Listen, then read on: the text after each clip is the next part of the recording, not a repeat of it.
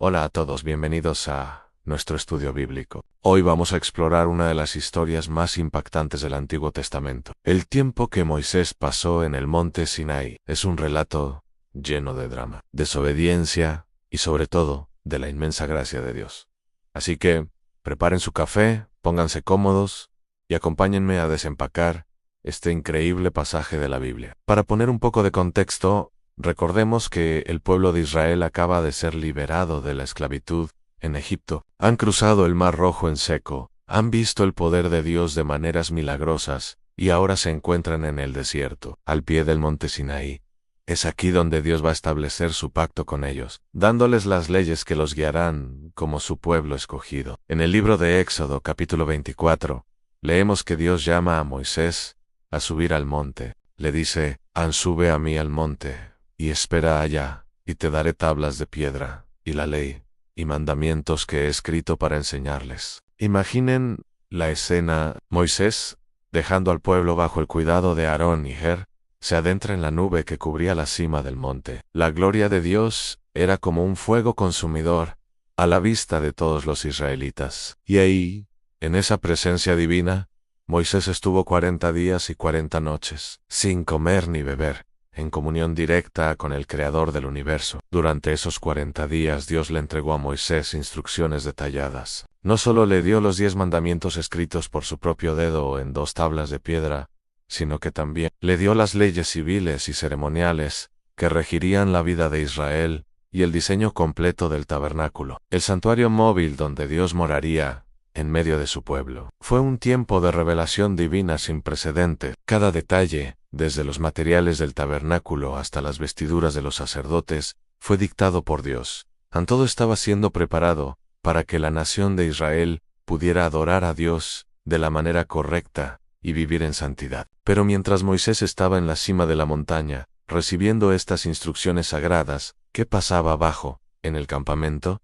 La paciencia del pueblo se agotó. Llevaban poco más de un mes sin ver a su líder. Empezó a surgir la ansiedad y la duda. Se acercaron a Aarón y le dijeron algo terrible: levántate, haznos dioses que vayan delante de nosotros, porque a este Moisés, el varón que nos sacó de la tierra de Egipto, no sabemos qué le haya acontecido. Es increíble lo rápido que olvidaron. Habían visto las plagas en Egipto, el mar abrirse, el maná caer del cielo cada mañana. Pero la ausencia de Moisés fue suficiente para que su fe se derrumbara. Querían un Dios que pudieran ver, un Dios tangible que pudieran controlar, en lugar de confiar en el Dios invisible que los había liberado. Y aquí vemos la debilidad de Aarón. En lugar de mantenerse firme y recordarles el poder de Dios, cedió a la presión del pueblo. Les pidió sus joyas de oro, las fundió y fabricó un becerro de oro. La situación empeoró aún más. En el pueblo declaró a Israel: estos son tus dioses,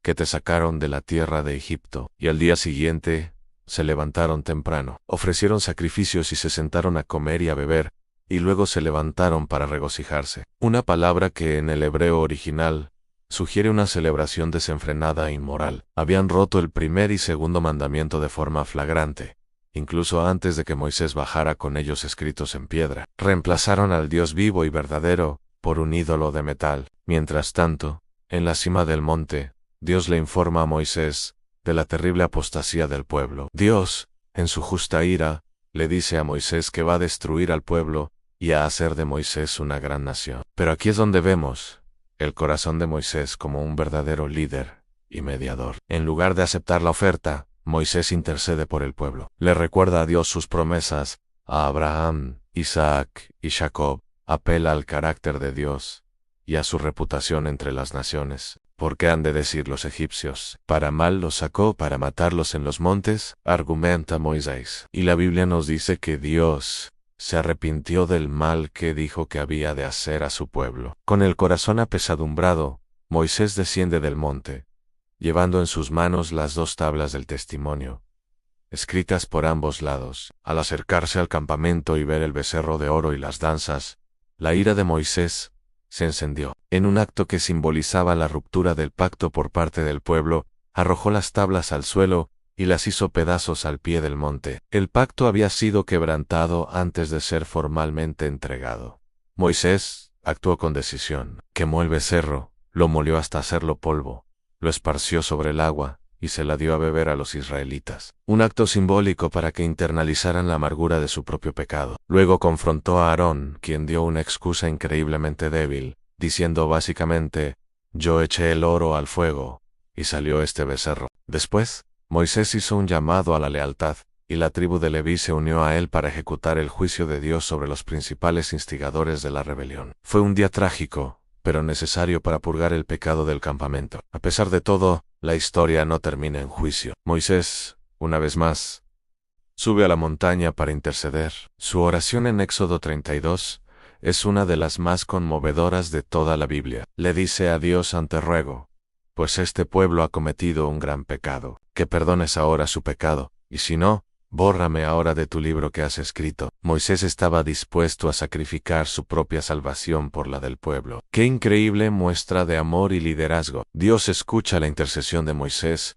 y accede a perdonar, pero las consecuencias del pecado permanecerían. Luego, Moisés le hace una petición audaz a Dios: te ruego, que me muestres tu gloria. Quería conocer a Dios de una manera más profunda. Dios le responde que ningún hombre puede ver su rostro y vivir, pero le concede una visión parcial de su gloria. Lo esconde en la hendidura de una peña mientras su gloria pasa, y Moisés solo puede ver su espalda. Es en este momento que Dios se proclama a sí mismo, revelando su carácter: Jehová, fuerte, misericordioso y piadoso, tardo para la ira, y grande en misericordia y verdad. Después de esta increíble revelación, Dios le ordena a Moisés que talle 2 nuevas tablas de piedra, idénticas a las primeras, y Moisés sube al monte Sinaí por segunda vez, para pasar otros 40 días y 40 noches en la presencia de Dios, de nuevo sin comer ni beber. Dios renueva el pacto con Israel, y vuelve a escribir los 10 mandamientos en las nuevas tablas. El pacto roto es restaurado por la gracia y la misericordia de Dios, gracias a la intercesión de un mediador fiel. Y aquí viene la parte final y asombrosa de esta historia. Cuando Moisés desciende del monte por segunda vez, con las 2 tablas del testimonio en su mano, no se da cuenta de algo extraordinario. La piel de su rostro resplandecía debido a haber hablado con Dios. Su rostro emitía una luz tan intensa que Aarón y todo el pueblo tuvieron miedo de acercarse a él. Había estado tan cerca de la gloria de Dios que, literalmente, la reflejaba. Moisés tuvo que ponerse un velo para cubrir su rostro cuando hablaba con el pueblo. Solo se quitaba el velo cuando entraba a la presencia de Dios para hablar con él.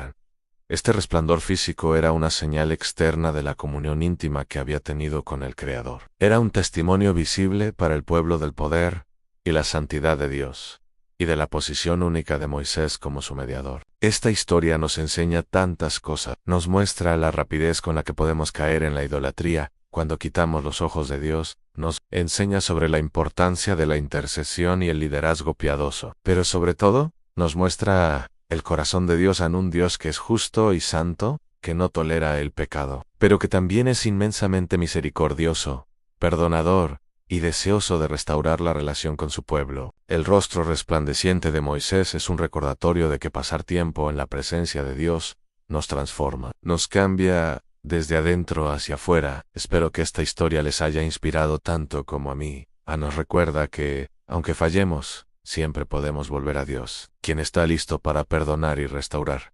Gracias por acompañarme en este estudio. No olviden darle me gusta, compartirlo y suscribirse para más contenido como este. Nos vemos en el próximo video.